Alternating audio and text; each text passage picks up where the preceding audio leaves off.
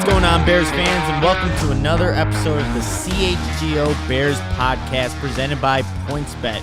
Use that code CHGO when you sign up to get 2 risk-free bets up to $2,000. It's Thursday, March 31st. I'm your host, Nicholas Moreano, and I'm joined by the one and only Olin Kreutz. Olin, how have you been? I've been good.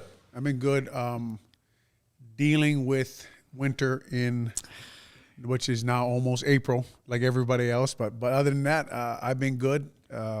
Watching the owners' meetings, listening to Coach Eberflus, who I guess everybody's calling him Flus. Yep. Ryan Poe's talk. Me and my really good friend George McCaskey, I heard him speak.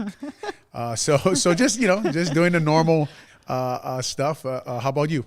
Yeah, no, it's been good other than raining the past couple of days, so walking to the studio has been an adventure, but, that's what you get when you have a job in Chicago. You just never know what the weather's going to be. You seem to have worn the right doing boots. all those workouts at Bears Fit, so the rain must not bug you. You got quick feet? Got quick feet. I like to think I have quick feet. And we were talking on Monday. We all like to think. That's true. Because you know what they say, slow feet don't eat. Exactly. So you better get those feet moving. Exactly, yes. Especially when it's raining. So, yeah, but actually my girlfriend was listening when she heard that I got the cleats. She's like, okay, I get it. You want to get back into this football stuff. And I'm like, well, there's Olin Kreutz here. Maybe I'll learn a thing blocking, or two. yeah. Blocking. And people love that video. They want to see me get slammed, though, at some time. Yeah, maybe get her some cleats and see if she can cover you. Hey. Or maybe you can cover her. Work on the back pedal. I like it. There you go. There we go. There you go. So we got a football show to talk about and a bunch of different topics. And we're going to start off here, not necessarily Bears related, but it's the biggest news in the NFL world right now. We have Bruce Arians getting a higher exec job and Todd Bowles getting a head coaching job. When he saw that, Olin, just initial reactions to Todd Bowles becoming a head coach. I wasn't really surprised when I saw it because I think Bruce had to step away a few years ago because of a heart problem, I think it was, in Arizona. And so you always wonder, like, the amount of stress these guys are under when they're coaching football. It gets to them. Urban Meyer went through the same thing, right? And so once you kind of hear about a heart problem, stress is always the worst. Anyway, I wasn't surprised. I wasn't surprised that Bowles gets the job. Now, you looked up his record, and it wasn't very good when he was the head coach for the Jets, right? But really, when I heard about it, I thought to myself, to be honest, if Tom Brady wins another Super Bowl with his third coach, then it's just absolutely disgusting already, right? Listen, okay, if he walks away and he wins, if he can take another coach to win their Super Bowl, he took Belichick. Obviously, we all know how good Coach Belichick is, Bruce Arians. Obviously, he's been paired up with very good coaches. But if he does that, I mean, there's no question anyway. Yeah, there's no question right, anyway. There's no question anyway. But he's my age. I'm sitting here balding. I barely can get up in the morning, stand up straight. He unretires, and no matter who the coach is, Tampa Bay's odds are better to win the Super Bowl, right? And you can see they come out of NFC with how strong the AFC is, right? So it's going to be fun to watch. I'm sure it's better than when Todd Bowles was in New York. He had Fitzpatrick. He had Sam Darnold. So I'm sure he's excited with his defense to have himself Tom Brady at quarterback. When you were saying that, like, if they do win it again, I think it just adds to the mystique, the aura that Tom Brady is. It's like you can read this all maybe 20 years down the road and be like, did that really happen? Yeah, it did. No, because that's Tom Brady. And listen, like, for a guy who played 14 years in the NFL, like, I can't even process the fact. First of all, how many Super Bowls he's won. How he's won it with 2 different coaches. And then he's married to a supermodel. He's got movie star good looks. I mean, eventually, enough's enough, Tom. You got to stop. If he wins the Super Bowl with his third coach, I mean, Tom stays winning. Yes, that's exactly Always. right. That's He exactly is the right. GOAT, But for sure. as far as Todd Bowles, you like to see a coach that get his shot, and you hear a lot of good things about him. And he's a football guy, right? Yeah. He's a ball coach. He's a really good defense coordinator, as we all understand. So it'll be very interesting to see how that team molds itself without Bruce Arians. Right now, I'm guessing Brian Leftwich stays as OC.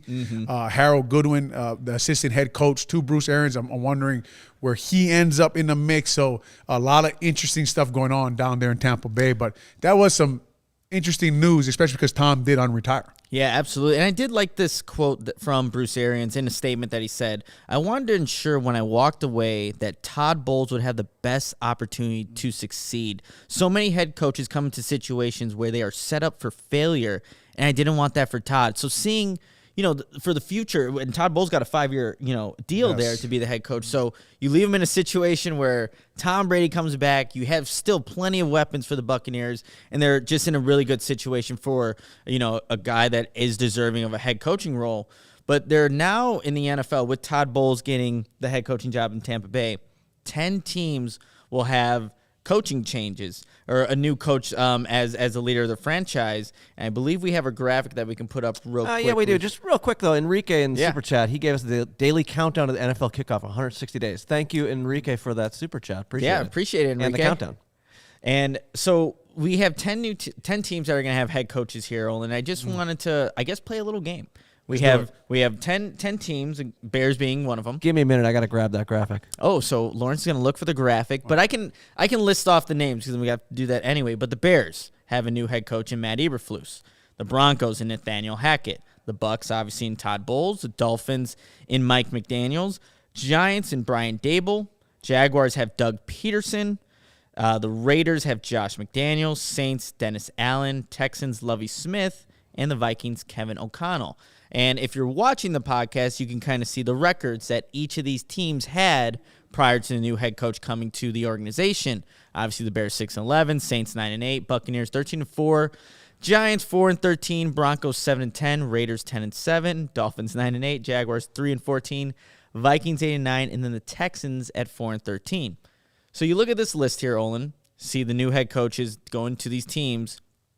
Out of all these teams here, who's going to have the biggest jump in terms of wins now that they have this new head coach coming to this organization?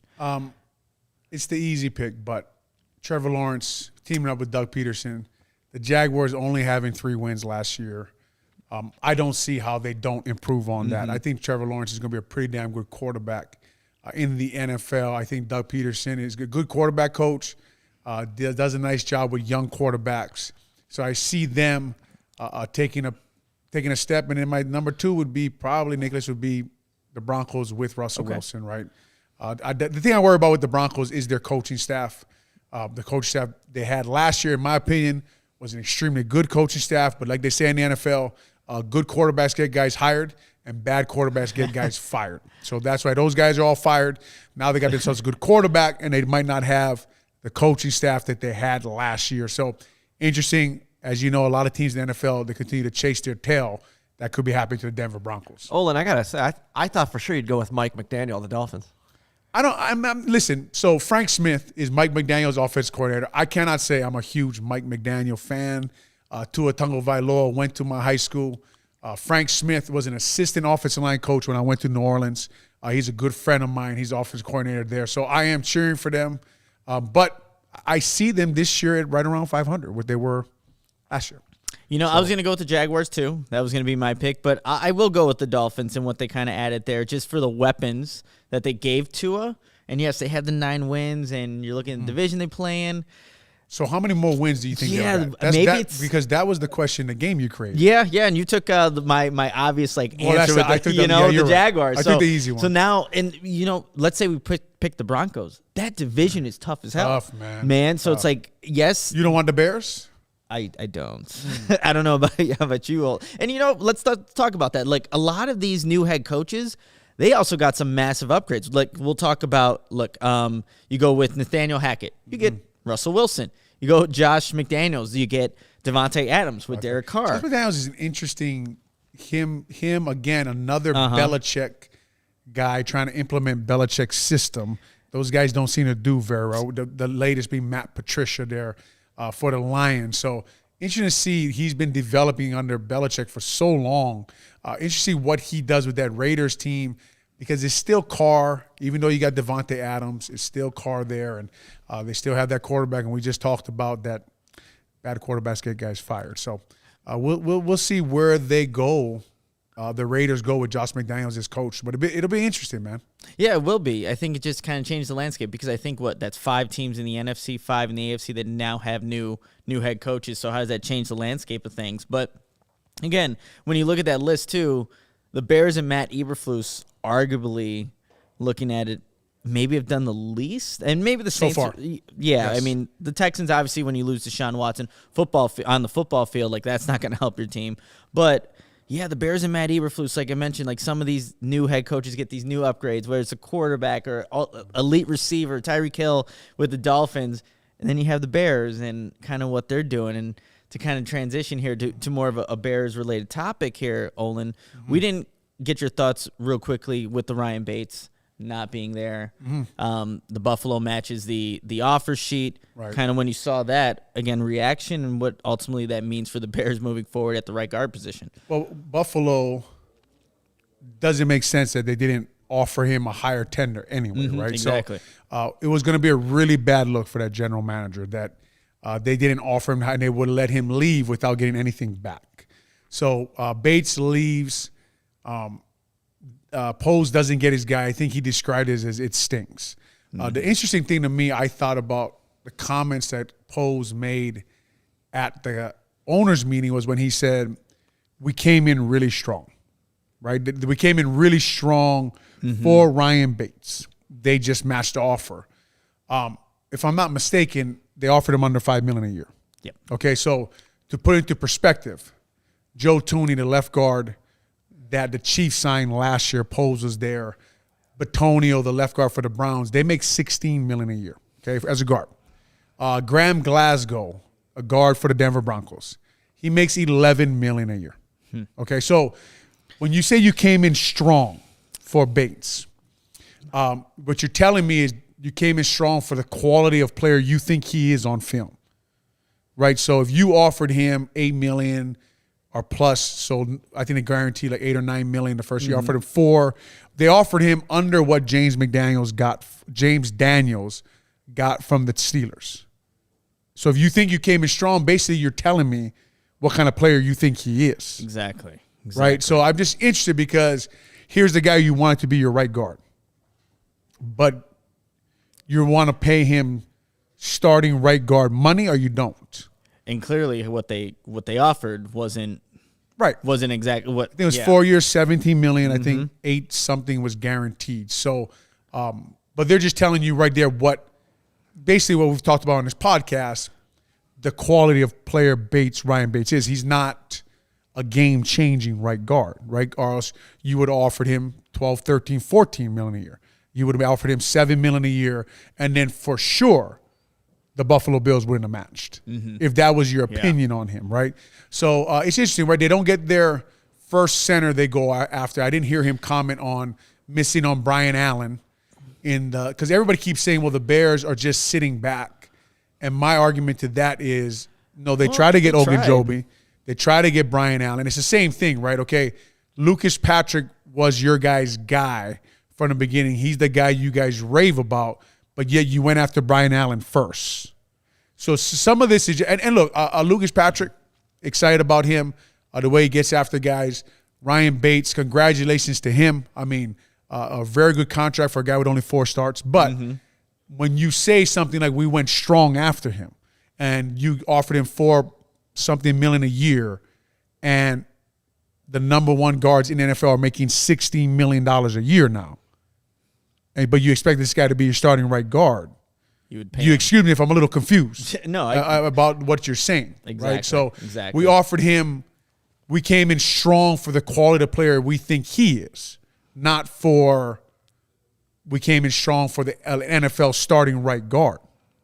And see, that's where I guess the disconnect is, right? Right. So, and now the Bears have to figure out what they're going to do moving forward. And before we get into our second segment of the show here, Olin, we did have a listener kind of reach out to you about when George McCaskey, like the Bears were kind of like texting, or why didn't you text back Matt Eberflus, circling back, and I think that was on last Thursday's show. We missed it last Monday.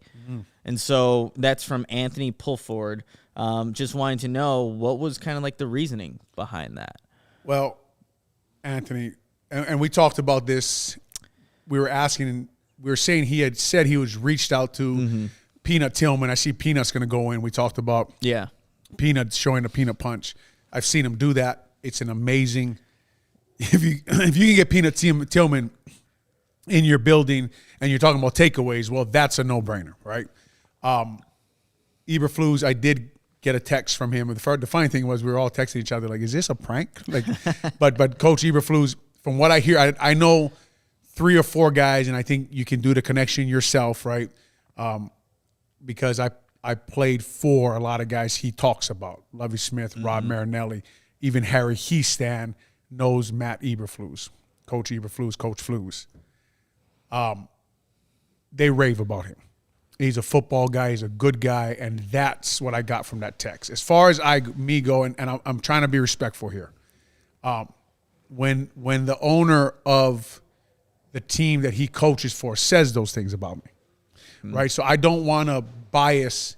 I don't want to talk to Coach Flus and have that come out, right, about how I feel about George and what he said. And so trying to like just stay above everything that was said, everything, basically a guy calling me a liar and then literally not hearing from him at all, right? Don't hear from George at all after he said that. And then having Harry Heastan try to tell you it was true in an article and then try to get in contact with you through other people to talk to you about the story, and you don't even call him back.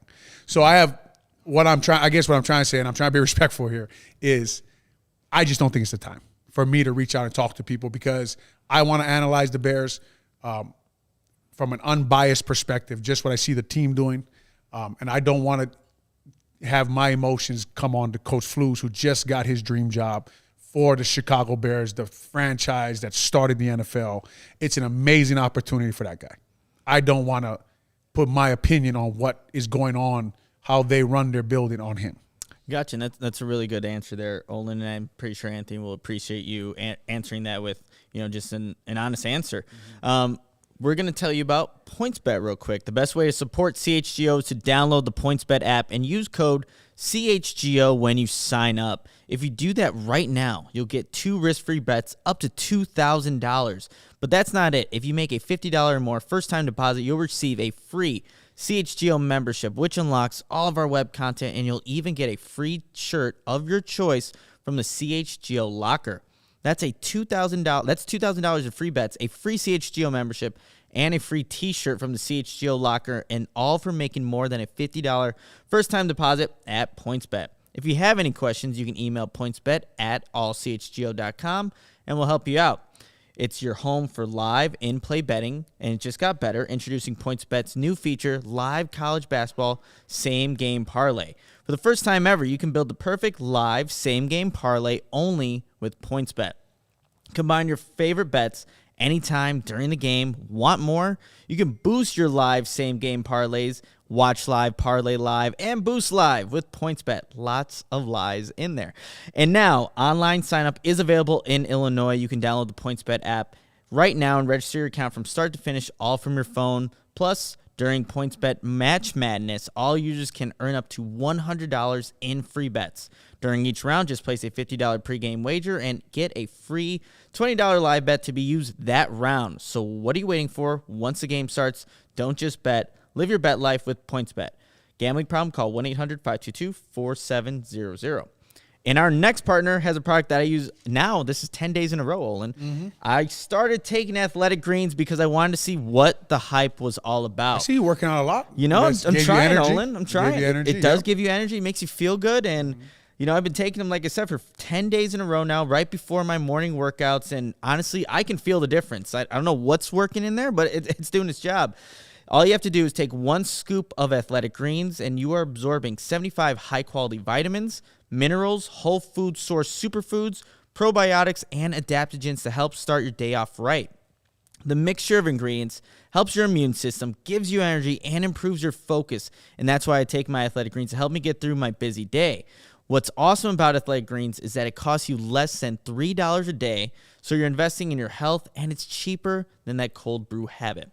Also, it helps support better sleep quality and recovery, which we all definitely need. And right now, it's time to reclaim your health and arm your immune system with a convenient daily nutrition. It's just 1 scoop in a cup of water every day. That's it. No need for a million different pills and supplements to look out for your health. To make it easy, Athletic Greens is going to give you a free 1-year supply of immune-supporting vitamin D and 5 free travel packs with your first purchase. All you have to do is visit athleticgreens.com/CHGO Bears. Again, that is athleticgreens.com/CHGO Bears to take ownership over your health and pick up the ultimate daily nutrition insurance. I'm going to take a breather here. But Olin, we're back. Good reads. Thank you. I appreciate it. You know, someone in the chat just said that they want Olin to do a read for us. They're trying to hold me down, man. They've been trying to hold me down. There it is. They've been trying to hold me down for years. Wants Olin. Yep. You know, Monday. How about Monday? We'll have That's all right. Adam back. Listen. I do what they tell me to do. I'm an offensive lineman. Now you're going to do ad reads. I'm an offensive lineman. I do what I'm told to do. Gotcha. And now we'll tune into Monday's show. The Bears made a move last night. They're Olin Kreutz. They sign safety Dane Cruikshank from the Tennessee Titans. This is now, the third player that the Bears have gotten from the Tennessee Titans. I was looking into him, and I feel like every Bears fan, whoever follows the Bears, have seen the same video breakdown that I have, where he's not a guy that has played a lot of snaps throughout his career. He's actually missed a lot of time due to injuries. But in the times that he has played, especially last season, he's done a pretty good job against some elite tight ends. But Dane Cruikshank, again, just maybe initial thoughts there, Olin, what this player is. He only signed for a year, a little over $1 million in guaranteed money. So I think just the money, the year signing kind of indicates what the Bears maybe think of him a little bit. Yeah, he seems like a special teams addition right now. And like you're saying, maybe a guy you use in matchups that you like him in, covering tight ends, but hasn't really shown anything on film that'll make you say, well, he's the guy who's going to start opposite Eddie Jackson, right? So Coach Eberflus, Alan Williams, the defense coordinator, his secondary is his thing. And I'm losing right now the special team coach's name. Hightower? Coach Hightower. Probably like this guy. They thought it was worth getting in the building. One thing to consider when you talk about the Titans guys all coming in, first of all, the running back and the fullback, those guys are both outside zone guys.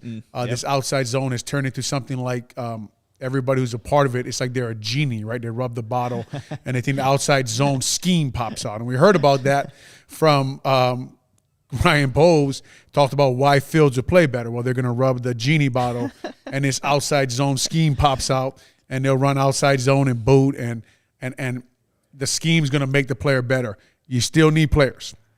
So we got the draft coming. By no means are we saying there's no one out there. By no means do you say free agency wins in equals wins and losses with the amount of money you pay. Actually, we all know it's almost the opposite sometimes, right? But as far as Cruikshank, he's just a piece, man. They got to get bodies out there. They got to get to 90 for camp. I'm sure he's got some talent. I'm sure there's some things they'd like that they saw to fit him into Eberflus and Alan Williams' scheme, but he's the kind of guy you got to develop, right? And it's funny because we keep hearing about guys' injuries, but then they keep bringing injured guys in, right? So it's good. It's going to be an interesting draft, second, third wave of free agency for the Chicago Bears because most of their teams be made up of those guys. Yeah, for sure. So I was wondering, I'm sure you guys talked about it, but what was your guys' opinion, or your opinion, Nicholas, on Coach Eberflus saying that, well, we know we haven't got a lot of players here. And then I heard, not only Eberflus said that we feel like we have enough dynamic players on offense. When he said that, I said, Coach, that is not true, to myself. And then Ryan Poles said, don't underestimate what the scheme's going to do for Justin Fields. And I tell you why it kind of made me feel a little uncomfortable. That's the same thing they told us about Juan Castillo coaching the offensive line. That's the same thing Ryan Pace told us about. Don't underestimate what coaching will do for these guys. So I was wondering what you thought about when you heard, first of all, Coach Flu say that they do have enough dynamic playmakers. And then Poles saying, don't worry because the scheme will help him improve. Basically saying, a guy he knows well, Coach Nagy, your scheme is terrible. Essentially. Well, when I heard that, Olin, it's like you're putting a lot of pressure on Luke Getsy, who's never called plays in the NFL. Right? And obviously coming from Green Bay, you have the quarterback, you have a dynamic wide receiver they used to in Devontae Adams. So it just seems like you're putting so much pressure on them to make Justin Fields better. And they raved about Byron Pringle. They raved about him. Special talent, a hard worker, guy like that. And, maybe that's true, but he was the fourth option in Kansas City, right? So when you're saying that, and I think Eberflus also mentioned, you can always add players, right? You can always do that, and of course you can. But it just seems like there's such an emphasis on this scheme to change what the Bears are, and you don't really have the pieces and the players to really do that at this moment. The draft's obviously going to happen at the end of April, which will be in April tomorrow. Yeah. But the Bears at this point in time, if you're putting all your eggs in the basket of Byron Pringle, Equanimeous St. Brown, and what the scheme can do, man, are you really putting Justin Fields in the best opportunity to succeed? Yeah, and eventually I would like to hear them just say we are on a 4 or 5 year plan here. Yeah. Because let's be honest, if they are, we will all agree the proper way to build a football team is through the draft. Mm-hmm. You draft players, you develop players, right? Which is where we've talked about many times on this podcast. Your strength coach comes in, your director of performance comes in, your trainers come in, and then your coaches are your skill coaches. But draft players, develop players. If that's what we are doing, then they're on a 4 or 5 year plan, right? And then they could spend money in free agency next year, but then it's so now last year free agency didn't work, but this year it does work, right? But and you just worry about Justin Fields on the field with what they have. Who's the right guard, right? We've never seen Lucas Patrick play. We've never seen Lucas Patrick play center unless he was in front of Aaron Rodgers, who gets the ball out really fast and dictates everything that happens at the line of scrimmage. They talked about Borum. The way he sounded to me was that Borum is more of a left tackle and Tevin Jenkins is more of a right tackle. That's what I took from the owners' meeting, with just hearing Ryan Poles talk. So they don't really have a tight end. They don't have a number one wide receiver. Scheme be damned. You need some of those. You just need players, too. Yeah. And actually, Eberflus also mentioned, they're trying to find that balance between now and the future. And, I think that's just a difficult place to be in. And obviously, you have to think, ahead at times. But what's happening now for Justin Fields in 2022 to make him a better quarterback? And if it's so much on scheme, I guess we'll see how that all plays out once the season I would like to see them, and here's my question for you, Nicholas. Yeah. How important is it with Getsy, Janoko, to get – I know they signed Trevor Siemian, and Trevor Siemian, I think he's here. He got drafted into the Gary Kubiak, Rick Dennison scheme. He played in Minnesota with Gary Kubiak, so he understands – this outside zone concept scheme they're about to put in, right? It'll be interesting to me if I thought a big mistake they made with Mitch Trubisky was just putting all their eggs in the Mitch Trubisky basket and not getting another young quarterback in here to develop, right? So, if you think about when Kirk Cousins and Robert Griffin III were in Washington, you can't be scared to take another quarterback just because you have a young quarterback on your roster. Right, so right now they have Nick Foles. I know they talked about trading him, but I think Ryan Poles and Ian Cunningham and Coach Eberflus and Getsy, I think you have to keep trying to develop guys at that position. Especially because the last regime failed to do that. Outside of drafting Mitchell Trubisky, that was it. And Ryan Poles talked every single year, we can draft a quarterback. They never did that. Right. I was looking at since Ryan Poles got to Kansas City in 2009, just seeing the history of the Chiefs organization since he was there. And yes, he had to work his way up. So we don't know how much of a factor he had in the drafts there. But yeah, the Chiefs didn't really draft many quarterbacks either since 2009. Obviously, they moved up to get Patrick Mahomes, but this is now Ryan Poles' team, Matt Eberflus' team. So how do they kind of approach that position? But the Chiefs traded, right, for I'm forgetting the guy's name from the Patriots now. Matt Cassell. Matt Castle. Matt Castle. There you go. Yeah. And then they traded for Alex Smith, right? So they got guys they knew could do the job, right? And then they trade up and took Mahomes. So they traded for guys like Alex Smith, I think, because Colin Kaepernick was playing well. He had led the 49ers to playoffs. Everybody knew he could play football. He fit in Andy Reid's offense. Anyway, I know what you're saying. He learned under those guys. who would be a guy like that right now in the NFL that you would trade for, that they have a young quarterback behind him, right? That, okay, we've developed this young quarterback. You can have our veteran who's proven he can play, right? So you start to look for trade partners like that. But they're going to let Justin Fields develop here. I'm just kind of worried about who he's developing with, right? I played offensive line, obviously, for a long time, as you guys know. My best years were when there were a lot of good players around me. And my worst years are when there were a lot of bad players around me. So you can never do this job, no matter what scheme you're in. You can never play good football if you're not surrounded by good football players. Absolutely. And we have a question here. If you want to read that real quick. Yeah, that's just from Thomas in the chat. He says, would you draft a young backup QB or go for the undrafted free agent? I don't know who's out there, but right. And the problem is they're bullets, right? They don't have a lot of picks, right? So you almost, for them, the way what they were left with their salary cap, now they got Cliff Stein trying to fix their salary cap, trading their picks away. I think their last pick's in the 6th round.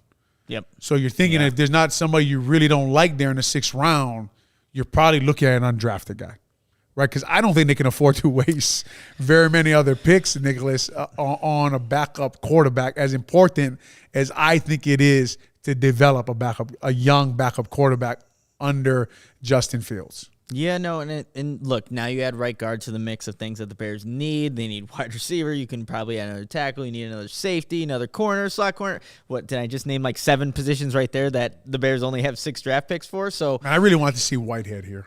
What is his first? What is the guy who plays side with the Jets? He's in Tampa Bay. Yeah.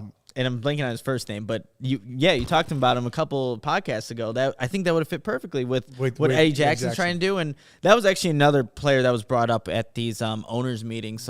Eddie Jackson. Lawrence, you're looking at me. I like hearing you talk about Eddie Jackson. It's fun to talk about. Eddie Jackson.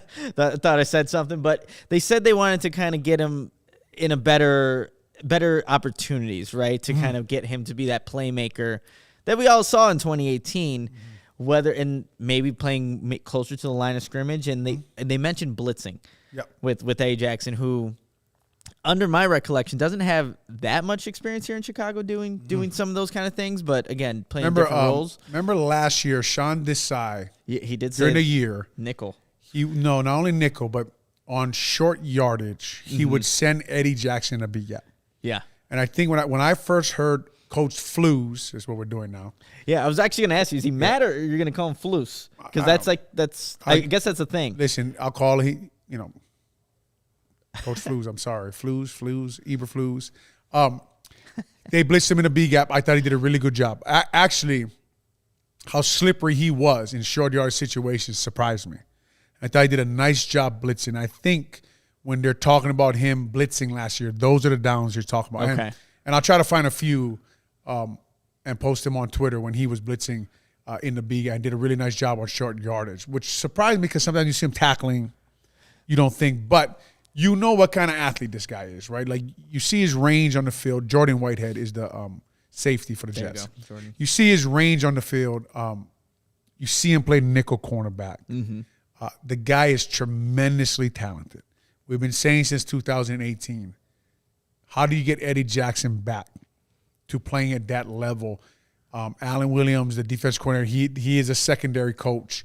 The Bears do have a safety coach on their staff. We'll get you that name before the show is over. But he is a key. You think about Bob Sanders for the Colts. Bob Sanders was an absolute – he was dynamic. Andre Curtis? Is that we're talking about the Bears safeties coach? Andre Curtis, yes. Yep. Yeah, thank you very much. Mike Brown, a name we all know, dynamic playmaker in the Tampa 2 scheme. John Lynch, right, the 49ers general manager, dynamic playmaker in the Tampa 2 scheme. Rondé Barber used to move in. That's the kind of guys they need, right? Move in and play nickel corner, and he was a great blitzer. So you just go through the scheme and you say, okay, what do they need? Well, they need a playmaking safety. But they supposedly have one. And you know they like what they see because of what they're paying him. They're keeping him on the roster because there's not a lot of guys who can do what Eddie Jackson can do. No. And you can get drunk on his potential if you're a coach, right? If I can just get him to do this because he can do so many things. And look, his tackling, people questioned last year. Gosh, would we like to see Eddie Jackson play at a high level again, right? I mean, that would be awesome for the Chicago Bears. It would, and with this hits philosophy, like you're going to have to buy in and those tackling issues, you would hope maybe in training camp you learn how to kind of figure some of those things out. But, man, it's got to be, for Alan Williams, like an interesting balance. Like, when are you going to blitz him? But you also know that he's got that range. So it's like it's a good problem to have, I would think. Very good problem. Very good problem to have. Yeah. So before we get to our last segment of the show, I have to tell you about Strava Coffee. And I have to ask you this question. Want to start your day with a competitive edge? Yep. Well, Strava CBD coffee is a game changer and has helped thousands of people to improve their overall wellness and quality of life. Strava delivers delicious, fresh roasted specialty coffee infused with organic broad spectrum CBD. And just so you know, CBD from hemp doesn't make you high or hungry, but it does offer real benefits that can help you, like feeling alert and focused without the jitters, living your day more balanced with less anxiety and fewer aches and pains. Plus, including CBD in your daily routine can help you enjoy more restful sleep so you wake up feeling at your best. And the best part of all this, Strava is all about quality. Everything is small batch, fresh, and shipped straight to your door. Strava also offers concentrated full-spectrum CBD tinctures for those looking for a more traditional CBD format with a powerful entourage effect of benefits. CHGO listeners can save 25% off their entire purchase when you use code CHGO25. That's 25% off your entire order at StravaCraftCoffee.com when you use code CHGO25 at checkout. Discount coupon valid on non-subscription purchases only, one use per customer. And already love Strava? Subscribe and save with the Strava Coffee Club. With Strava, you are in control. Save on your favorite coffees and have them automatically delivered to your home or office on your preferred schedule. And now, I have to tell you about CHGO because you're watching this podcast. You must like what we're doing here, and we have plenty of other things other than the Bears. So if you aren't a member, though, of our CHGO family, what are you waiting for at this point? Wrong with you. Exactly. What is wrong with you? Well, members will have access to our premium content from all of our great writers. You'll also get a free T-shirt of your choice when you become a member. And, Olin, those are actually coming in. I've seen a couple of the T-shirts. The T-shirts? They look like. The drip. They are fire. They're good? There's fire. They're coming. The drip is coming. There's fire. And you get access to the members-only Discord, the CHGO Lounge. And, of course, we have podcasts and live shows like this one on every team, every day. So come join this amazing family that is constantly growing here at CHGO. I'm Nicholas Moreano. That's Olin Kreutz. This is the CHGO Bears Podcast. And we're here to kind of just get you home and to the last segment of the show. And I got some questions if you want to do some questions. Let's do some questions. We've had a lot of good stuff in the chat. A lot of talk about the second-round picks. This is from Michael Ibsen. He's one of many that asked us, what are the odds Poles trades down with one or both of his second-round picks? What do you think? I think it's obviously they're going to look at their board to assess what's there. And you have, 38 and 49? If you feel like let's say there's a bunch of receivers still left in this draft, and you at that 49 pick, you're like, okay, I could trade back and maybe recoup a third-round pick or another third-round pick that's add to that. Now you're getting a couple, 4 picks in the top 100 potentially? Like we said, I just listed off, 8 positions the Bears currently need players at. Would it make sense? 8 is more than 6. Yeah, and Ryan Poles has said he will stick to his board, take the best player on the board. And like you said, if there's a lot of players, he could possibly trade back and get more picks. I was wondering, would he package them and trade up? And you talked about a guy earlier who's maybe if he's there late in the first round, a Zion Johnson, man. Zion Johnson from Ryan Poles' college, Boston College. Would you, if I think the guy is a 10-year starter at guard for me in the NFL with my problems on the O-line, I would do it. I love Zion Johnson. You know what I mean? I would trade guys like that, guys who you think are 10-year starters in the NFL, guys who come in, change your culture, get after guys. The offensive line we've been trying to fix here 4 years, right? So, I wonder. I think they could do either, actually, when it comes up. And I actually think to myself, man, when you earn the right to get to where Ryan Poles is, and let's not be mistaken, that is earned. You got to put in your work. You got to become a scout. But, man, how fun it must be to sit in a room and run your own football team. And I know there's a tremendous amount of pressure, but how fun it must be to be the guy who has to make those decisions. He's been waiting for this opportunity. I'm sure he's got a plan. We're all hoping it works. You know what I mean? So, but there are quality positions I think that you do consider, Nicholas, trading up for in the first round. Cornerback, offensive line. And now with like a Zion Johnson, and he does look. Ryan Poles learned under Brett Veach, a guy that when he saw somebody go to Patrick Mahomes, they went up to go get that kind of guy. Right. So, and he's learned from those kind of guys. Scott Pioli was somebody who was also there. Chris Ballard. Yep. So guys that he's learned from. What do you take away from there? And like if you see somebody like that, and like Zion Johnson, he's played left tackle, left guard, and he played center at the Senior Bowl. There's some versatility there, and again, the Bears need some offensive linemen for sure. So, yeah, it would be interesting to see what they would end up doing. I got another question for you guys from Miggy. He says, do we chalk this year up as a throwaway year and splash some cash next offseason? I don't like the term throwaway year, right, to be completely honest, right. Because anytime you have a young quarterback like Justin Fields, I don't think you can characterize it as a throwaway year. There's still a lot he can learn in year 2 with Luke Getsy, how this offense can develop moving forward. But like throwaway year, I get it. There's going to be more draft capital. There's going to be more cap space that you'll have in 2023, but it's definitely not a throwaway year. Yes, the Bears may not be competitive, and just like they might not be as competitive as you would like, but I wouldn't say throwaway year. Yeah, you don't ever want to assume that the whole staff will be here too. That's true. The next year, right? So if Luke Getsy gets out of Justin Fields and turns this offense around that's been really bad, especially the passing offense, turns around immediately. They do look competent out there. They do score 24-plus points a game. Justin Fields does take another step.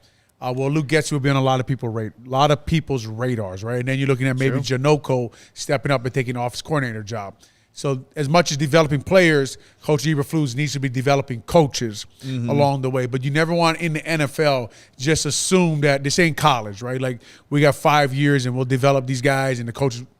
It's not going to happen. So you get the most out of every you can. And I argue to people they do have to get their salary cap situation right. They did trade away a pick.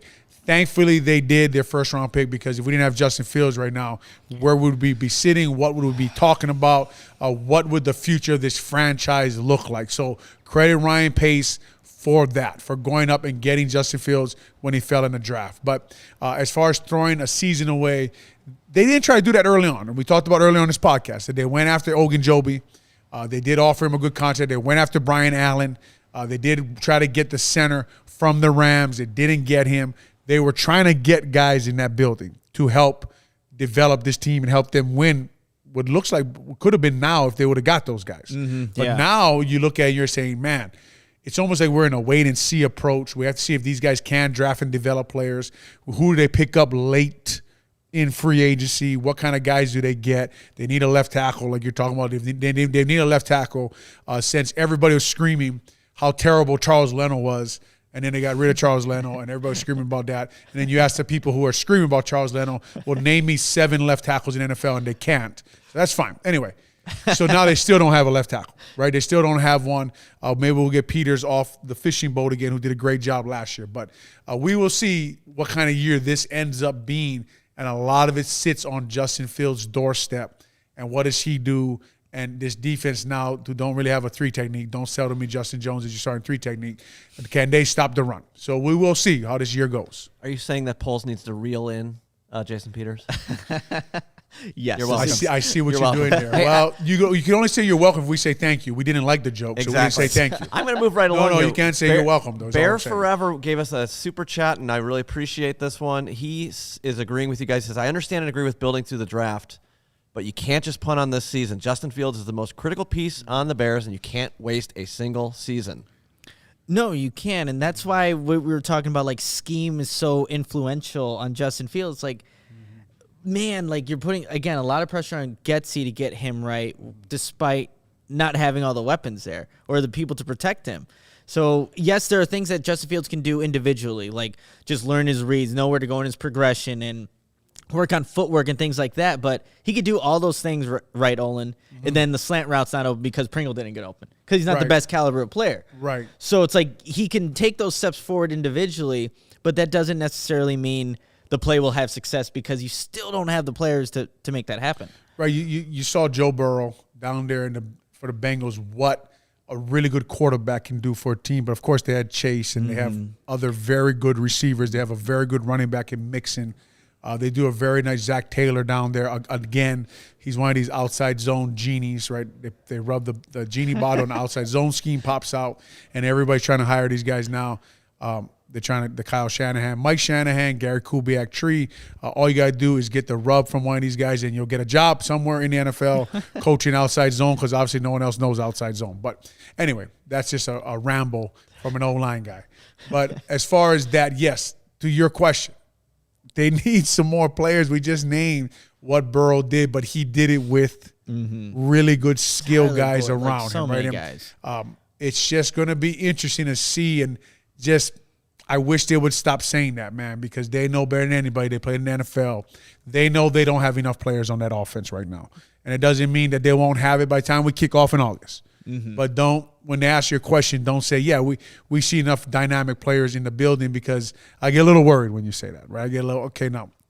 That doesn't say that Pringle can't play. Just like the offensive line, they need more competition everywhere else on that offense. Maybe not running back. All right, I got another question for you guys. A lot of people think, this is from Mike Jameson in the chat. He says, a lot of people think the Bears are tanking. However, if the Bears end up over 500, will it be because of Flus or Poles or Fields? Gosh, it'll be because of all of them. Yeah. If they do, right? Okay, who's the most going to have the most percentage? It's Fields. Yeah. It's Justin Fields, right? That quarterback is the most important part of this football team. And as we look at it now, Nicholas, I mean, he's going to have to take a big jump for them to get above 500. He is, and I think when you look at just what they said, Eberflus, Poles at the owners' meetings, and I have a quote here from Eberflus saying, we're looking for better technique, better fundamentals, better decision-making, better timing, everything. He's all on board on that. He's excited about where he is, and he's been working his tail off. That's what we want, just that big jump from year one to year two. We all want this, right? But it's like, and we keep going back to it, like, yes, he can do things individually, but you got to give him the players around him to make that happen. Okay, Anish says, what does a leap look like for Justin Fields in year two in terms of numbers? What does that leap look like? Now, are we just looking like production-wise? Like I would say 4,000 yards, we'll 25 touchdowns, and anything lower than 10 like you got to be under double-digit interceptions, right? That's what it looks like for me. Taking a jump, and if he can combine that with the way he runs the ball, right? I mean, this guy we Dynamic. know. Gosh, I remember him out on the edge and making Bosa look slow against the 49ers, right? So he is a dynamic runner. He's a dynamic football player, and he's fun to watch.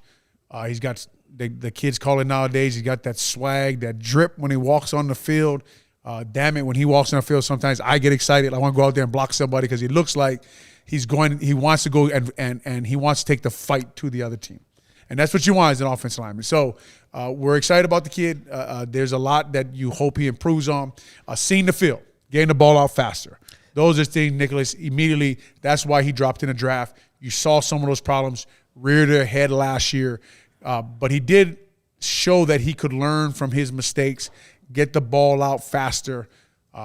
So we should see. We should see the step he takes. But, man, if he takes a step, this team could be exciting. Man, the city would just lose it if Justin Fields is that guy. I can see it right now. A little thing that I would like to see improvement-wise, like there was an issue with holding on to the football at times, especially when he got outside the pocket. There were a couple of drives where, I think it was in the Minnesota game Monday night, where Justin Fields had a fumble. It was along the right sideline.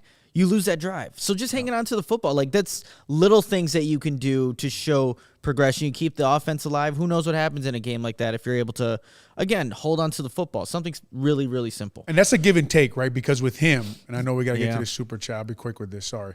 For him, you want him to extend the time, to be off schedule, because that's when he's dangerous. It's almost like Russell Wilson, right? Like he's going to take sacks, but that's also what leads to the really big plays. Exactly. All right, yeah, Olin, tease the super chat. This is from Steve OD. Thank you for the super chat, Steve. Olin, what are your thoughts on Linderbaum? Would you move up for him? I am a big fan of Tyler Linderbaum, and he looks like the real deal, right? And to be honest with you, me and Nicholas were talking about this earlier. I don't get like full game films of these guys that I get to watch and really watch them in their scheme, watch them work through tough football players, watch them make blocks that for me, I would say, okay, that's an NFL block. You know, there's a lot of blocks guys make that you're like, okay, that look great, but that's not an NFL block. For example, I used to jump turn guys in college. A jump turn is like you just jump around guys and throw them to the ground. And anyway, really quick, I tried that against Mike Wells. Mike Wells, an Iowa nose guard from Iowa. You should know your guys, but you don't. That's your problem, not mine. Alumni. Wow. Anyway, Wow. I didn't say I didn't know him. I'm like, all I right, heard the who's name. Mike Wells? Well, you just said he was a nose guard. Oh, okay. I'm like, wait. Anyway, Mike Wells picked me up, slammed me 10 yards in the backfield on my head. I realized that the jump turn I've been doing in college probably won't work in the NFL. So Tyler Linderbaum, I think he can do it. He's an outside zone guy.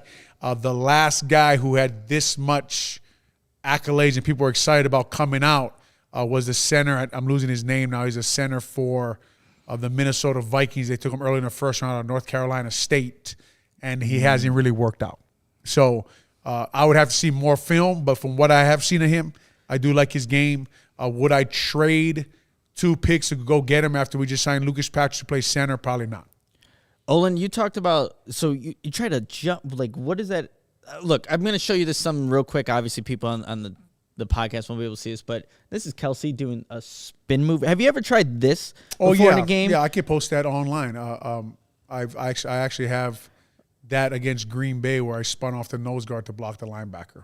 Yes. Yeah, so basically it's Kelsey, the center for Spinning. Spinning. Yeah, and you're like, I'm like, I need to ask Olin about this. When the D lineman grabs you, like they're running a game there and he's grabbing his shoulder, you spin and box out like a basketball player. Gotcha, okay. Yeah. So, again, you need to have that athleticism to be able to do something like that. Well, I mean, it's just a spin. It's really not. Well, keep the footing, right? And I would imagine it gets congested in there. Kelsey's a great player, very good football player, but I wouldn't say spinning and boxing somebody who's out is extremely athletic. Wait, so hold on. As someone who's not seeing this video, and maybe we should tweet this or whatever, but are you saying you're spinning like 360 to go get a second guy, right? Yeah. Is that to be turning away from the guy? Well, it's like boxing out someone in basketball, right? Sure. Like you're just going to box him out with your bottom, right? But it's because D linemen they're not supposed to, but they will hold also sometimes, especially when they're trying to run games. Or like the video I have is I'm doubling a nose guard and he grabs my jersey so I can't get off to the linebacker. So I spin out of his grab to get the linebacker. Okay. I'm looking forward to seeing this. Yeah. I'm looking forward to seeing this. Do you have any more questions there, Lawrence? No, that's we've gotten to most of them, I believe. Yeah. So if we can call it a day if you'd like. Go. Well, I did have one last question for you, Olin, about just the owners' meetings. Ryan Poles now reports directly to George McCaskey. Yep. I guess just your thoughts on that. And again, it's not everything, but like the Khalil Mack trade, a bigger kind of decision where, you probably need everybody on board with this. I guess, what are your thoughts on just that kind of process? Well, they try to make change because they haven't been really successful in the way they've been doing things, right? I think it was the 1994 playoffs, Dave wants it, and he takes a team and they beat Minnesota Vikings. The Chicago Bears have 4 wins in the playoffs since 1994, since Ted Phillips has been elevated to president, CEO of the Chicago Bears. Whether you think he's a football guy or not, if you just read the numbers, they're not very good, right? They haven't won a lot of football games with Ted in charge. Eventually, it falls at the guy in charge's doorstep, right? So 3 of those wins, out of those 4 wins, I played for the Chicago Bears.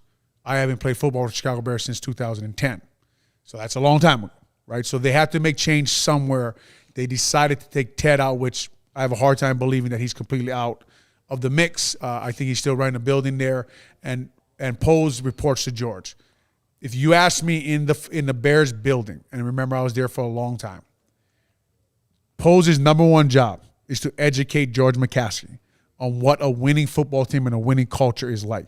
And George's number one job is to actually be interested in what it takes to build a winning football team and build a winning culture and learn what it takes to be a football guy and actually respect what the guys on the field are actually doing out there playing ball, right? Because it really is not good that all of a sudden I'm a fan learning the game.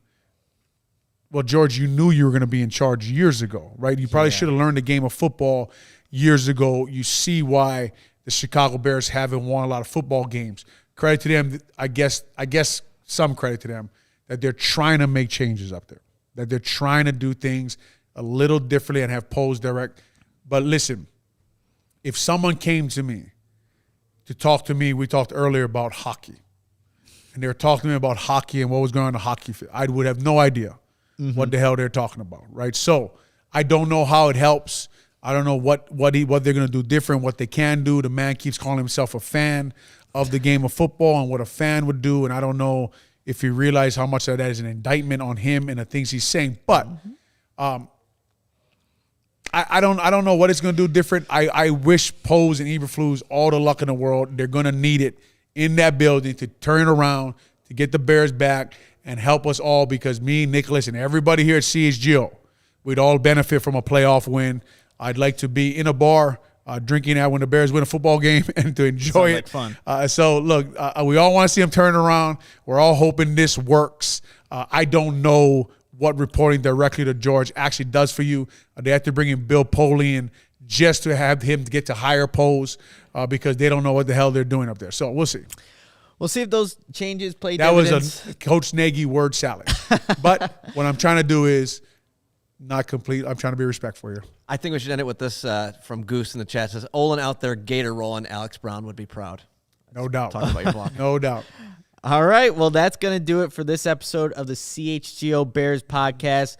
Make sure to check us out at allchgo.com. Follow us on Twitter at CHGO_Bears and at CHGO_Sports. And we just made a TikTok. I swear we started this thing with 4 guys. Yeah, did we What not? happened to the CHGO team, the Bears team? I don't know. Something you said. Yeah. Got to be a good teammate, Nicholas, man. Hey, we're here. We're here holding down Yeah, the I fort know. here, Olin. Listen, we're all about a team now. It's not just about me and you. Okay? So for the other 2 members, you know who you are. Adam and Will. I mean, hey, whenever you guys want to come to the game. Yeah, not to name names, but yeah, Adam. Not and to Will. name Not throw anybody under the bus. But Adam and Will, whenever you guys want to come play the game. We had a game today. You guys missed it. It's okay. Well, Olin, so Will, myself, and our good buddy Mason will be on tomorrow to end the Mason? week. Mason, yes. We got a new guy. No one even introduced him to me. We haven't. We'll get that going. Who the hell is Mason? Mason's gonna love this. We got to approve. We got to approve Mason. You need to be approved before Mason you get West, the you have to CHGO be podcast. approved from Olin Kreutz. But until next time, bear down, Chicago. Bear down.